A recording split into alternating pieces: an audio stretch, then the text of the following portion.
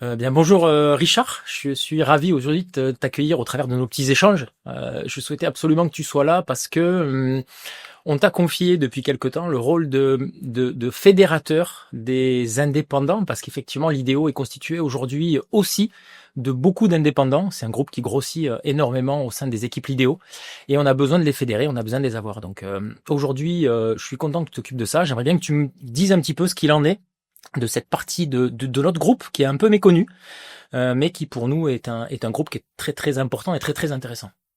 Merci Bruno. Oui, le réseau des indépendants est un réseau méconnu, peut-être moins identifié ou auquel on va moins songer par rapport à d'autres réseaux, mais c'est un réseau très important dont l'IDEO a besoin et c'est un réseau qui doit devenir un réseau à part entière. Ce sont des gens techniquement formés, ce sont des gens capables, en capacité d'absorber et de réaliser toutes les expertises traditionnelles depuis la collision, passant par les dossiers litiges, responsabilité civile, protection juridique.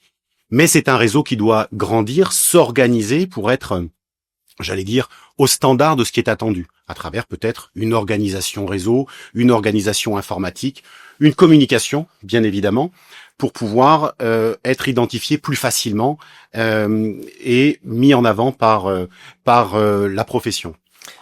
C'est un réseau intéressant et je suis très très heureux de pouvoir m'en occuper, en tout cas le fédérer, l'organiser grâce à l'IDEO et avec l'IDEO.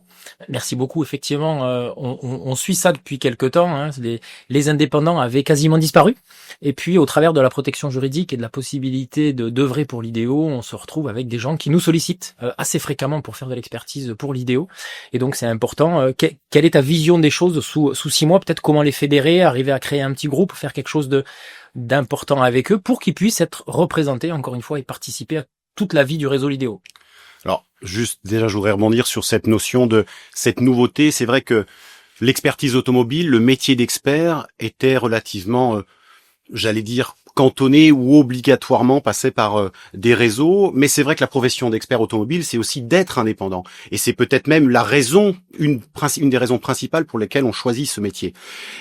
Comment les organiser ou ce qui est à venir? Eh bien, c'est déjà de nous réunir, de nous organiser un événement pour pouvoir déjà nous identifier, nous fédérer derrière sous un maillot unique, celui du réseau des indépendants, pour pouvoir dessiner le futur des indépendants et réfléchir à très court terme sur ce maillage que l'on doit mettre en place et encore une fois, l'organisation que l'on doit mettre en place autour de cela pour être crédible et ce réseau à part entière que l'on mérite d'être. Merci beaucoup et puis on espère que ça va bien se passer. On te souhaite bonne chance dans ce challenge. Merci beaucoup.